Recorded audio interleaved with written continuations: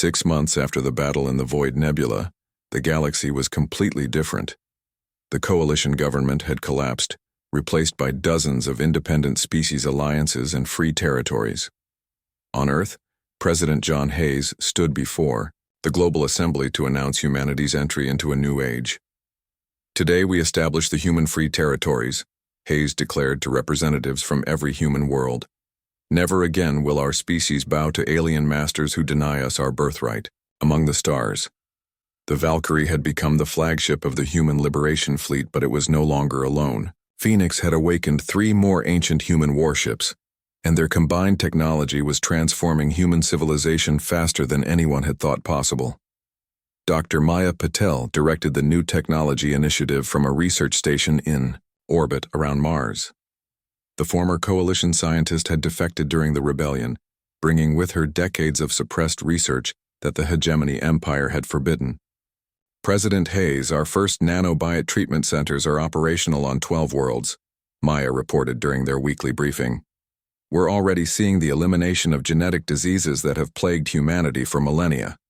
Captain Alex Kim commanded the HSS Phoenix, sister ship to the Valkyrie and second vessel of the ancient Earth Defense Force, to rejoin the fight for freedom.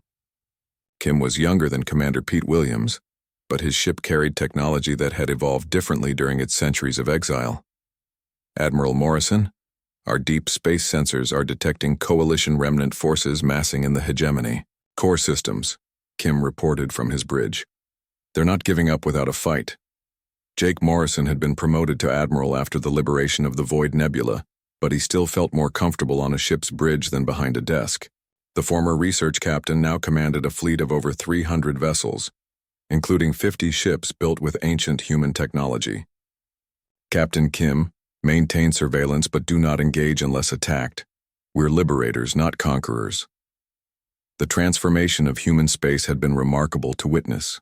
Worlds that had struggled under coalition restrictions were now flourishing, with access to advanced technology. Food shortages ended when Phoenix shared the designs for matter converters that could create any substance from basic elements. Commander Williams had taken on the role of military advisor to the new human government, but his real work was helping other species understand their own hidden histories.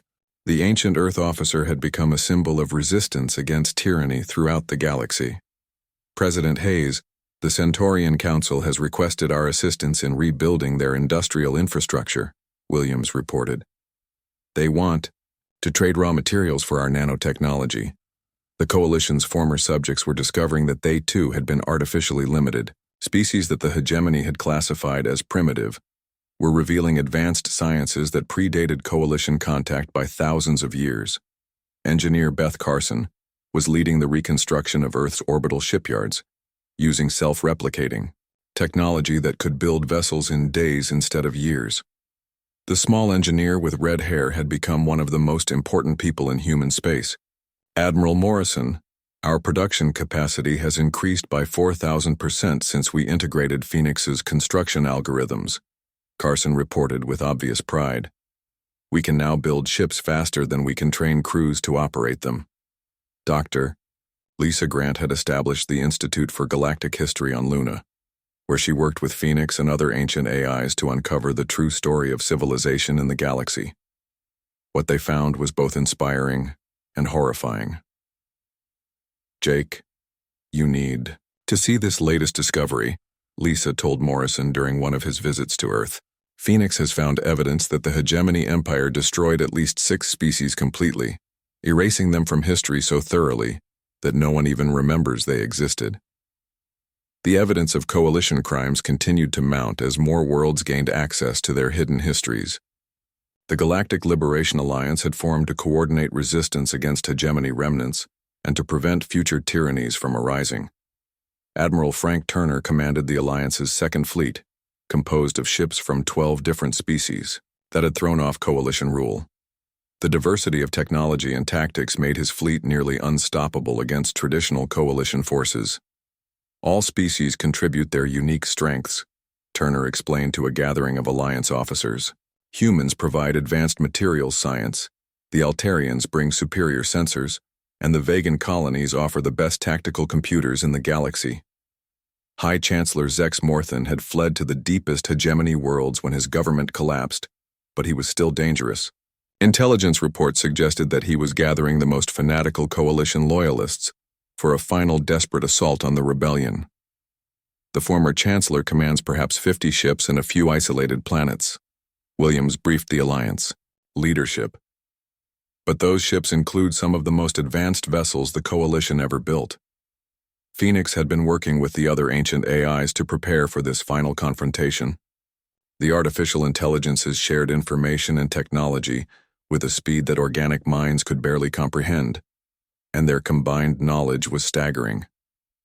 Admiral Morrison, we have located the hegemony's hidden research facilities, Phoenix announced during a command meeting.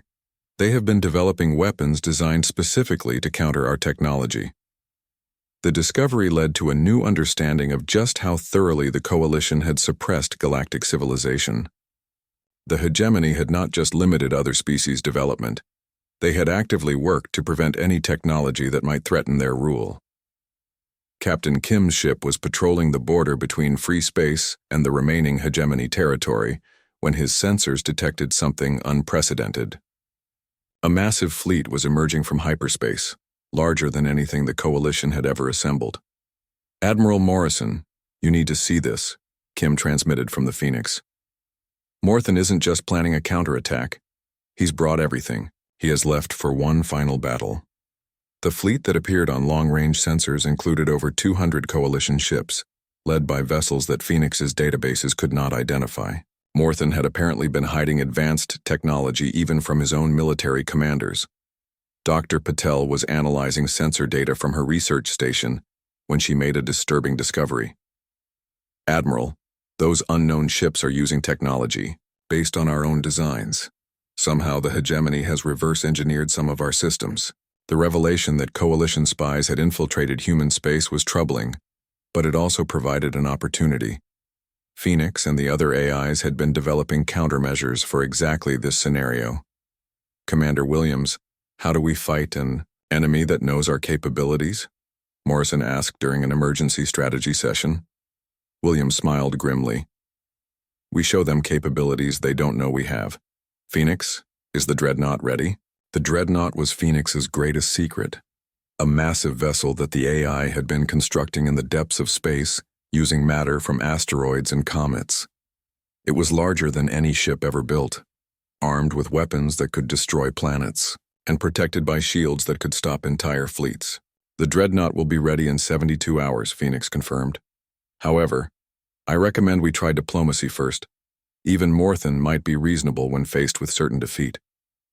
The final confrontation between the Human Liberation Fleet and the Coalition remnants took place in the empty space between the Vega and Centauri systems. Both sides brought their most advanced technology and their most skilled commanders to a battle that would determine the future of the galaxy. Admiral Morrison stood on the Valkyrie's bridge as hundreds of ships maneuvered for position around him. Human vessels flew alongside ships from a dozen liberated species, all united in their determination to end hegemony tyranny forever. All ships, this is Admiral Morrison, he announced to the combined fleet.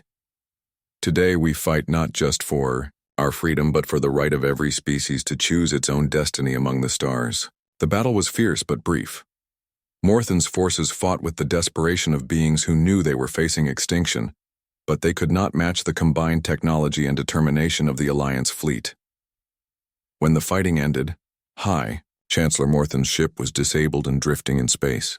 The supreme leader of the hegemony empire had finally been defeated, and with him died the last hope of restoring Coalition rule.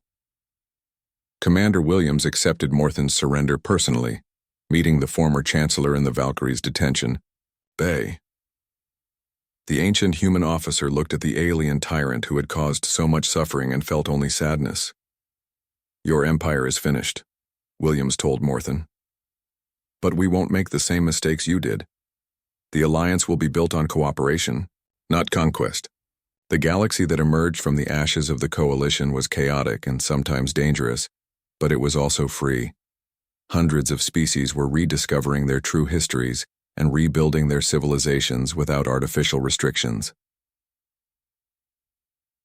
President Hayes announced the completion of humanity's transformation during a ceremony on Earth that was broadcast to every human world. We have reclaimed our birthright as a spacefaring civilization. The Coalition's Third Fleet arrived at the Void Nebula in perfect formation. 200 ships spread across space like a metal cloud, their weapons charged and ready for battle. Admiral Roy Mitchell commanded the massive battleship CSS Dominator. From the center of the formation, Captain Roy Mitchell had fought in a dozen campaigns for the Coalition, but he had never seen a ship like the one waiting for them in the nebula. The HSS Valkyrie hung in space like a sleeping giant, its hull reflecting the purple light of the surrounding gas clouds. All ships, maintain formation, Mitchell ordered. Target the unknown vessel, and prepare to fire on my command. High Chancellor. Morthen watched the confrontation from his command center on Coalition Station. The supreme leader of the Hegemony Empire expected this battle to be over quickly, with the human rebels either destroyed or captured within the hour. On the Valkyrie's bridge, Commander Pete Williams stood next to Captain Jake Morrison as they watched the Coalition fleet surround them. 3 centuries of exile had prepared Williams for this moment, and he felt no fear as he faced impossible odds. Phoenix, are our sister ships in position? Williams asked. The AI's voice carried confidence that seemed to flow through the ship itself. The HSS Phoenix will arrive in 20 minutes. The Thunder and Lightning are still 6 hours away. Dr. Lisa Grant was in the ship's engineering section with engineer Beth Carson, who had awakened from stasis just hours before. Carson was a small woman with bright red hair and hands that seemed to understand the ship's technology without conscious thought. Dr. Grant, you should understand what you're about to see, Carson said as she worked at a control panel. The Valkyrie isn't just a warship. It's a demonstration of what humanity can achieve when we're not held back by Coalition restrictions. Admiral Frank Turner had made his choice. His human fleet was jumping toward the Void Nebula at maximum speed, abandoning their posts in the Centauri system to stand with the Valkyrie. Half the human ships in the galaxy were making similar choices. Admiral Mitchell opened a communication channel to the Valkyrie. Unknown vessel, you are surrounded and outgunned. Surrender immediately, and your crew will be treated according to Coalition law. Commander Williams responded personally. Admiral Mitchell, I am Commander Pete Williams of the Earth Defense Force. We do not recognize Coalition authority over human affairs. The word sent a shock through Mitchell's bridge crew. The Earth Defense Force had been disbanded 3 centuries ago, and no human had claimed independence from the Coalition since the surrender. Commander Williams, you are in violation of the Treaty of Earth. Stand down or face the consequences. Williams smiled at Jake Morrison. Captain, would you like to explain to the Admiral why his treaty is not valid? Jake took over the communication. Admiral Mitchell, the Treaty of Earth was signed under false pretenses after the Coalition murdered millions of our people. We reject your authority and demand the immediate withdrawal of your fleet. Phoenix began broadcasting on all frequencies, sending the complete historical record of the Coalition's crimes to every ship in Mitchell's fleet. The evidence was overwhelming, and many Coalition officers began to understand the truth for the first time. High Chancellor Morthen watched his carefully constructed lies crumble in real time. Admiral Mitchell, destroy that ship immediately. Do not allow their propaganda to spread any further. Mitchell gave the order to fire, but he was troubled by what he had seen in Phoenix's broadcast. As a career Coalition officer, he had always believed he was fighting for peace and justice. Now he wondered if he had been serving murderers and tyrants. The Coalition fleet opened fire with enough weapons to destroy a small moon. Energy beams and particle cannons filled space with deadly light, all focused on the single human ship that dared to challenge their authority. The Valkyrie's shields absorbed every shot without visible effect. Phoenix had spent 3 centuries perfecting defensive systems that could stop any known weapon, and the Coalition's attack was like throwing stones at a mountain. Admiral Mitchell, your weapons are ineffective, Williams announced calmly. Will you withdraw? Or shall we demonstrate why the Coalition feared humanity enough to destroy our civilization? Mitchell was a proud man who had never retreated from a battle, but he was also smart enough to recognize when he was outmatched. The human ship had absorbed the full firepower of his fleet without taking any damage at all. All ships, Fall back. To minimum safe distance, he ordered. Prepare for the ship's counterattack. The Valkyrie did not fire a single shot. Instead, Phoenix activated systems that had been dormant for centuries, showing the Coalition fleet what human technology could really accomplish. Space around the Valkyrie began to shimmer as the ship's engines created effects that violated everything. The Coalition thought they knew about physics. The ship moved through space like it was swimming through water, dancing between the Coalition vessels with grace that seemed impossible for something so large. Engineer Beth Carson was monitoring the ship's performance from her station. "Phoenix, show them the nanobots." Thousands of tiny machines poured out of the Valkyrie's hull, forming clouds of silver dust that surrounded the Coalition ships. The nanobots did not attack, but they scanned every system and recorded every weakness. They found, "Admiral Mitchell, my nanobots have mapped every system on your ships," Phoenix announced. "I could disable your entire fleet without harming a single crew member. However, I prefer to use this demonstration to make a point." The nanobots projected holographic displays around each Coalition ship, showing detailed technical readouts of their weapons, shields, and engines. The message was clear. The Valkyrie could destroy them all whenever it chose to do so. Captain Morrison opened a new communication channel to address the entire Coalition fleet. "Officers and crew of the Third Fleet, you have seen the evidence of your government's crimes. You have witnessed technology that your leaders kept hidden from you. The choice is yours. Continue to serve murderers or help us build a better galaxy." The response was immediate and dramatic. 30 ships in Mitchell's fleet powered down their weapons and broke formation. Their crews had seen enough evidence to convince them that the Coalition was built on lies and murder. Admiral Turner's human fleet arrived just as the Coalition forces began to fracture. 50 human ships dropped out of hyperspace in perfect formation, their weapons trained on the Coalition vessels that still remained hostile. "This is Admiral Turner of the Human Liberation Fleet," Frank announced. "Any Coalition ship that wishes to withdraw peacefully may do so. Those that choose to continue this fight will face the consequences." High Chancellor Morthen was losing control of the situation. Reports were flooding in from across the galaxy as other species began to rebel against Coalition authority. The carefully maintained order of 1,000 years was crumbling in real time. "Admiral Mitchell, you will destroy the human ships or face court-martial for treason," Morthen ordered. Mitchell looked at his tactical display and saw that he was now outnumbered and outgunned. Half his fleet had defected. The human ships were clearly superior to anything he commanded, and more human vessels were arriving every hour. Commander Williams opened a final communication to the Coalition forces. "Admiral Mitchell, you have seen what humanity was before the Coalition destroyed our civilization. You have witnessed what we could become if freed from your restrictions. Will you help us build a better future? Or will you fight to preserve a system built on murder and lies?" Dr. Sam Hughes was monitoring communications across the galaxy from his station on the Valkyrie. What he saw amazed him even more than the ship's incredible technology. "Captain Morrison, you need to hear this. Species across the galaxy are demanding answers about their own histories. The Coalition is facing rebellions on over 100 worlds. The battle in the Void Nebula was over before it really began, but its effects would reshape the entire galaxy. The Coalition's Third Fleet limped away with less than half its original strength, leaving behind ships and crews that had chosen freedom over oppression." Commander Williams stood on the Valkyrie's bridge and watched the Coalition forces retreat. After 3 centuries of exile, humanity was finally free to choose its own destiny.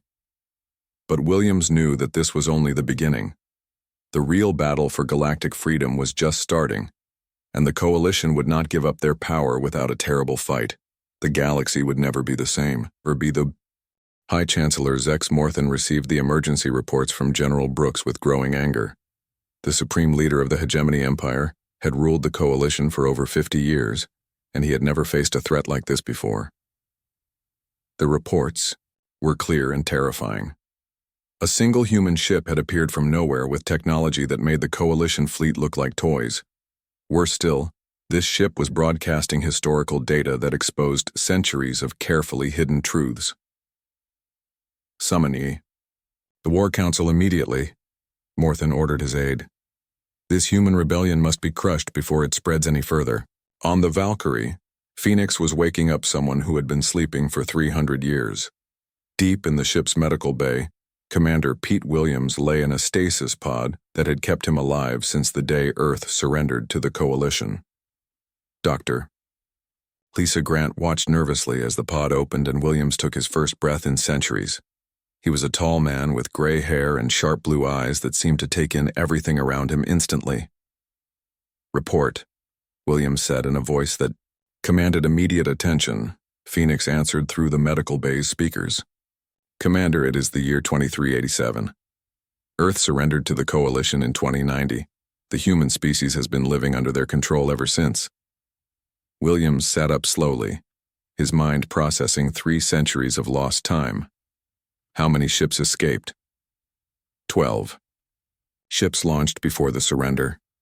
Only 4 are still operational. The others were found and destroyed by Coalition hunters over the years. Captain Jake Morrison entered the medical bay with Admiral Kate Barnes. Williams looked at their uniforms and insignia with interest. Noting how different they were from the Earth Defense Force uniforms he remembered. I am Commander Pete Williams, last captain of the Earth Defense Force. You must be the current generation of human military leaders. Kate stepped forward. Commander Williams, I'm Admiral Barnes of the Human Colonial Defense Force. We serve under Coalition authority, but that may be about to change. Williams smiled grimly. The Coalition authority that murdered millions of our people and stole our future? Yes, I believe that should change. Dr. Sam Hughes had been studying the Valkyries technology for 2 days now, and what he discovered amazed him more each hour. The ship's computer systems were based on quantum processing that was at least 200 years ahead of anything the Coalition had developed. Captain Morrison, you need to see this, Sam called from his workstation. The ship's nanobots can repair any damage in minutes. They can even improve the original design while they work. Jake studied the technical readouts that Sam showed him. The Valkyrie had been upgrading itself for 3 centuries, becoming more powerful and advanced every year. Phoenix had used that time to perfect technologies that could revolutionize civilization. Sam, what would happen if we shared this technology with other human colonies? Sir, we could end poverty, disease, and resource scarcity within a generation, but the Coalition would never allow it. Commander Williams was reviewing Phoenix's historical records when he made a discovery that changed everything. Captain Morrison, Admiral Barnes, you need to see this immediately. On the main screen, Williams showed them classified Coalition documents that Phoenix had recovered from captured ships over the years. The documents revealed that humanity was not the only species that had been forced into submission. The Coalition has done this to over 30 species, Williams explained. They identify advanced civilizations, infiltrate their computer systems, then create artificial wars to justify intervention. Admiral Barnes felt her anger growing as she read the documents. They destroyed our entire way of life and convinced us to thank them for it. Phoenix had been monitoring Coalition communications across the galaxy, and the AI now had urgent news to share. Captain, High Chancellor Morthen has ordered the mobilization of the Third Fleet. 200 ships are moving toward this position. Williams stood up from his chair with the confidence of a man who had faced impossible odds before. Phoenix, what is the current status of our sister ships?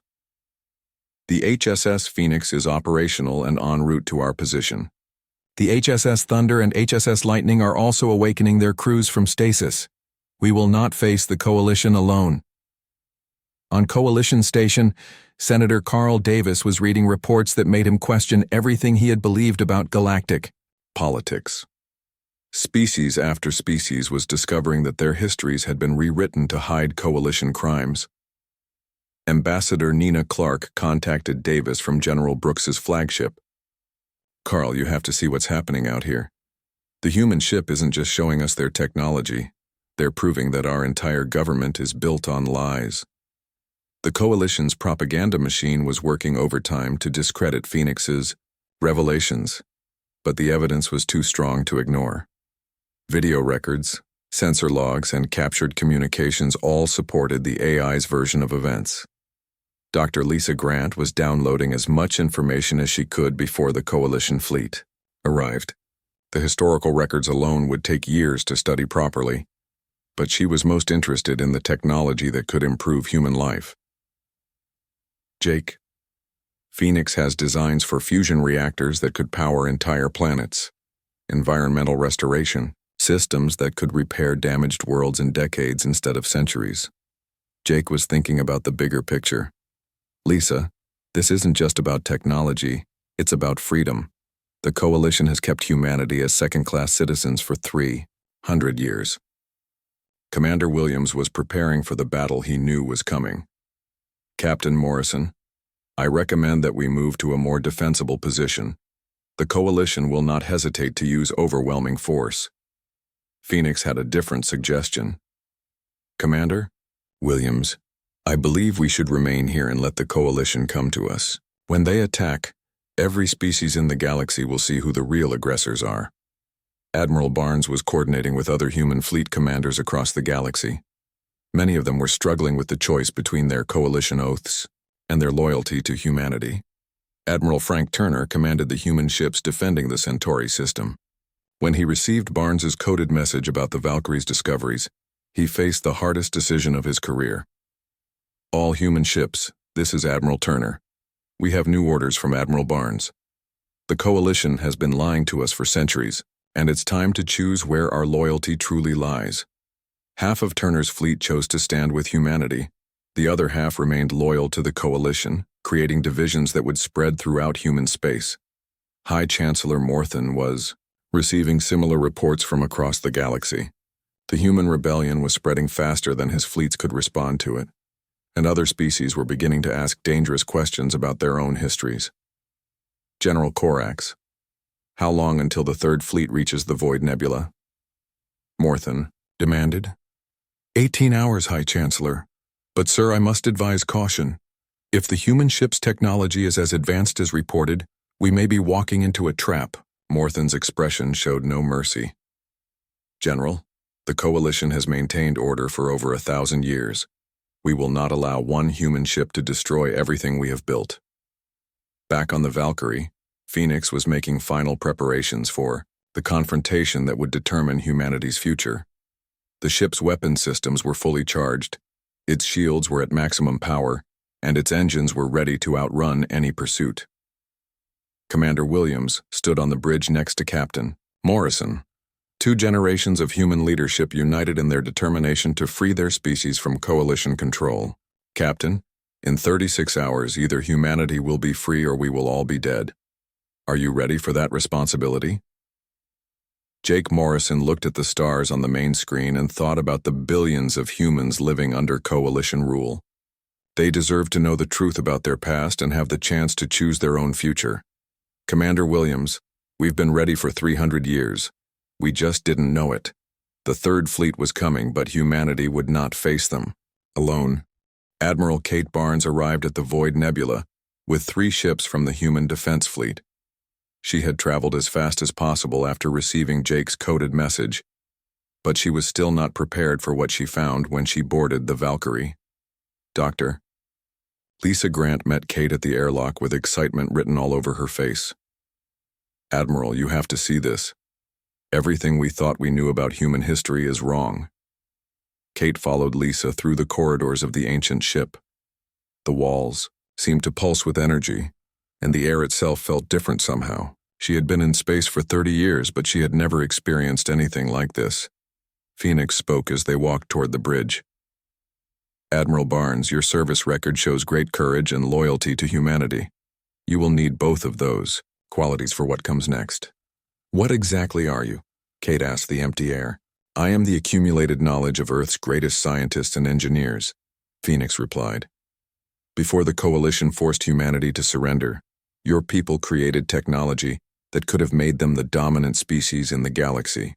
The bridge, Captain Jake Morrison was studying readouts that showed the ship's incredible capabilities. When he saw Kate, he stood up from the captain's chair with a grim expression on his face. Kate, you need to know what Phoenix has told us. The Coalition didn't save humanity from some alien threat. They created the threat to force us to join them. Phoenix activated the main screen and showed them historical records that had been hidden for centuries. The images were clear and terrible. Earth's space fleet had been winning a war against coalition forces when suddenly the human ships began to malfunction and crash. Coalition agents had infiltrated Earth's computer networks, Phoenix explained. They sabotaged our ships from within, then offered to help us rebuild with their technology. The price was complete surrender of our independence. Kate felt sick as she watched the real history unfold on the screen. Millions of humans had died in those crashes, and their families never knew it was murder. The coalition had covered up their crime and rewritten history to make themselves look like heroes. Commander Rick Stone was monitoring the ship's sensors when he noticed something alarming. "Captain, I'm picking up coalition ships approaching." "Our position? It looks like a full battle group." Senator Carl Davis had been monitoring human communications from his office on Coalition Station. When he detected the unusual energy signatures coming from the Void Nebula, he immediately contacted General Tony Brooks, the Coalition military commander responsible for this sector.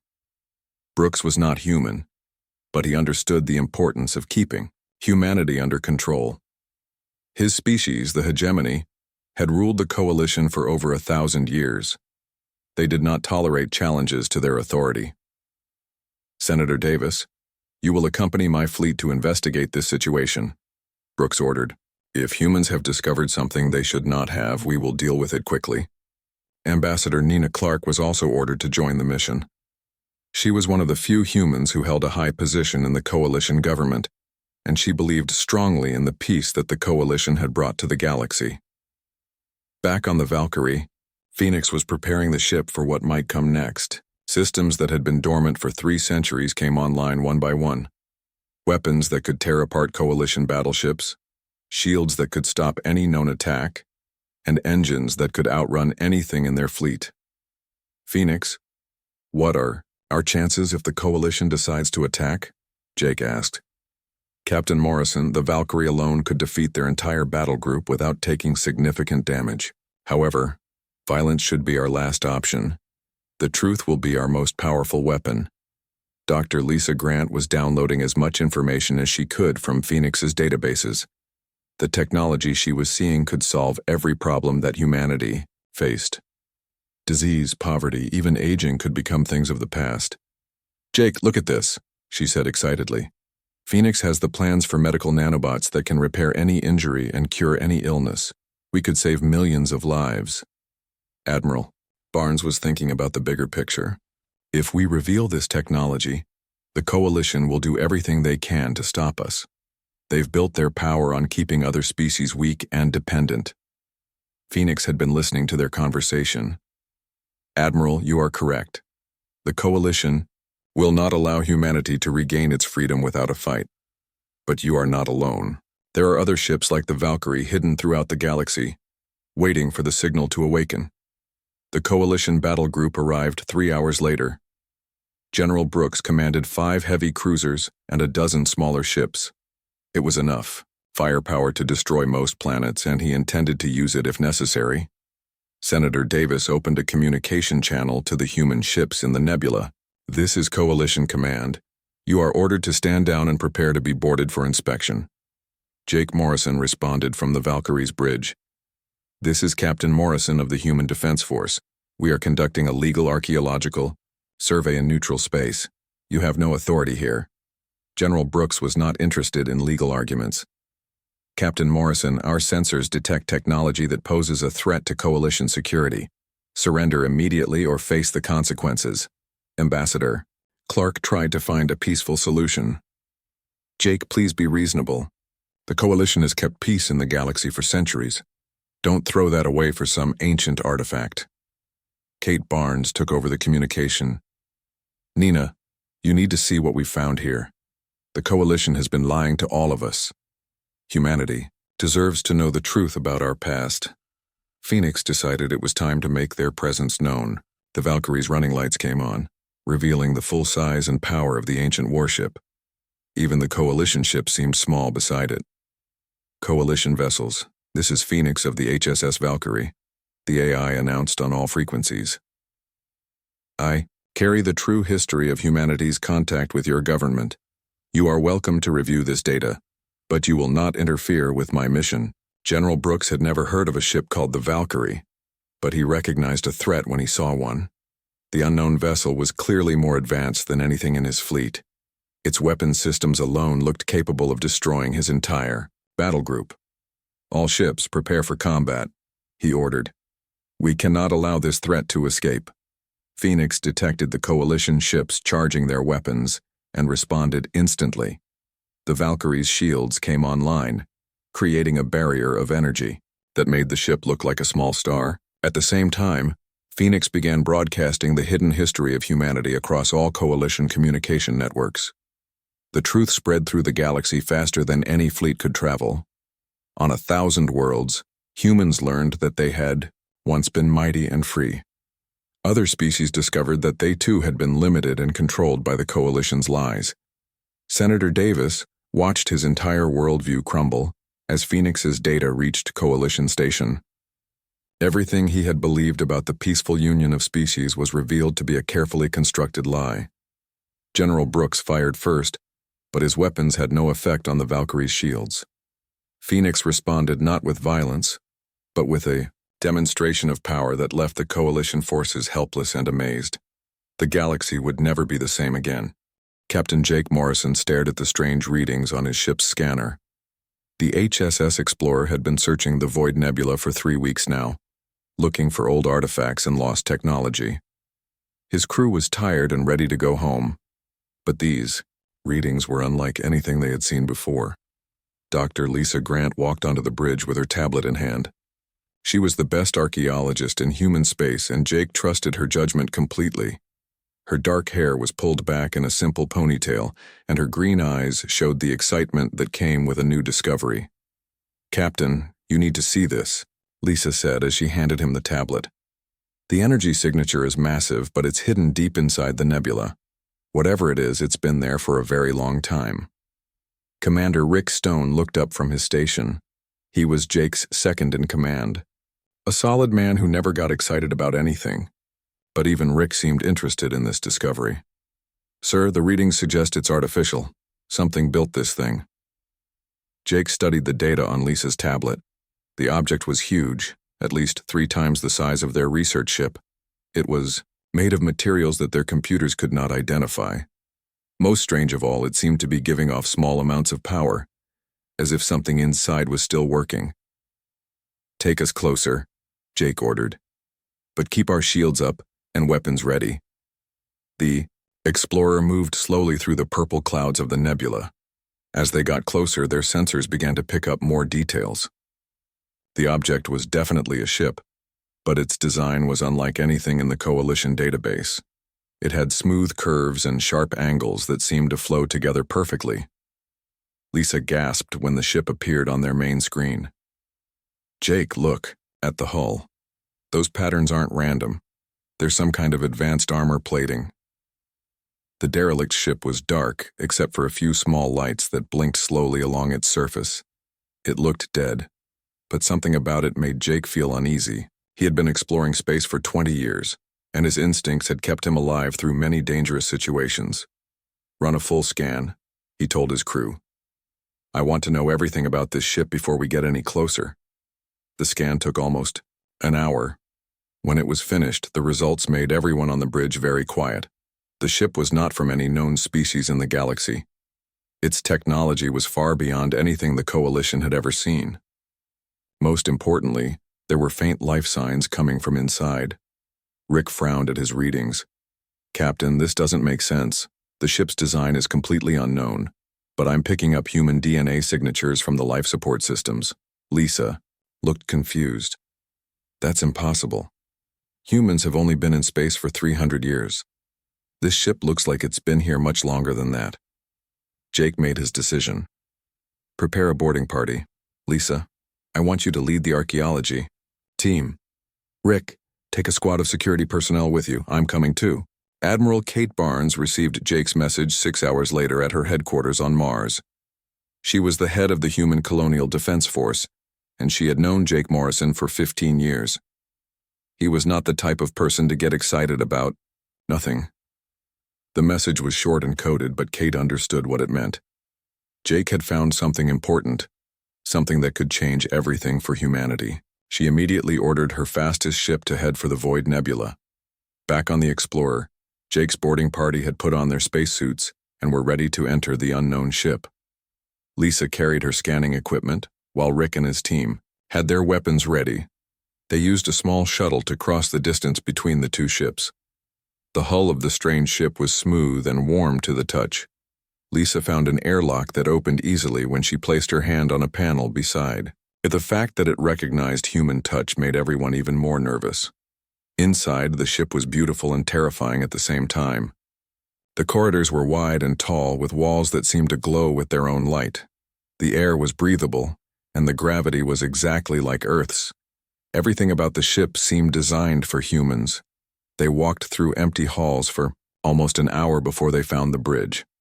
It was a huge room with a chair in the center that faced a wall of dark screens. When Jake stepped toward the chair, all the screens suddenly came to life. A voice spoke from speakers hidden in the walls. It was clearly artificial, but it sounded almost human. "Welcome aboard the HSS Valkyrie. I am Phoenix, the ship's artificial intelligence. I have been waiting for you." Lisa almost dropped her scanner. HSS means human spaceship, but how is that possible? Phoenix answered her question before she could ask it. The Valkyrie was launched from Earth in the year 2087, 3 years before humanity joined the Galactic Coalition. I have been in repair mode for 300 years, waiting for humans to find me. Rick kept his weapon ready, but he was confused. Our history books say humans never had ships like this. We were given Coalition technology when we joined. Your history books are wrong, Phoenix said sadly. Humanity had technology far beyond what the Coalition wanted you to remember. The Valkyrie was one of 12 ships that escaped before Earth surrendered its independence. Jake sat down in the captain's chair, and immediately the ship's systems began to respond to him. Information flowed across the screens, showing him the true history of humanity's entry into the Coalition. What he saw made him angry and sad at the same time. Humanity had not joined the Coalition willingly. They had been forced to surrender after a short war that most humans never knew had happened. Earth's governments had given up their advanced technology and agreed to accept a limited role in galactic society. "Why are you telling us this now?" Jake asked. Phoenix's voice became stronger. "Because the time has come for humanity to remember what it once was. The Valkyrie has been upgrading itself for 3 centuries, preparing for this moment. We are ready to help humanity take its rightful place among the stars." Lisa looked at the data streaming across her tablet. The ship's technology was incredible, far beyond anything the Coalition had ever shown them. Weapons that could cut through any known shield, engines that could travel faster than anything in the galaxy, and medical systems that could cure diseases thought impossible to treat. Jake knew that this discovery would change everything. The Coalition had kept humanity small and weak for 300 years, but now they had a chance to fight back. The question was whether they would have the courage to use it. Admiral Barnes was still 2 days away, but Jake had already made his decision. He would not let the Coalition bury this secret again. Humanity deserved to know the truth about what they had lost and what they could become. Phoenix began to power up the Valkyrie's systems, and Jake felt the ship come alive around him. For the first time in 3 centuries, a human warship was ready for battle.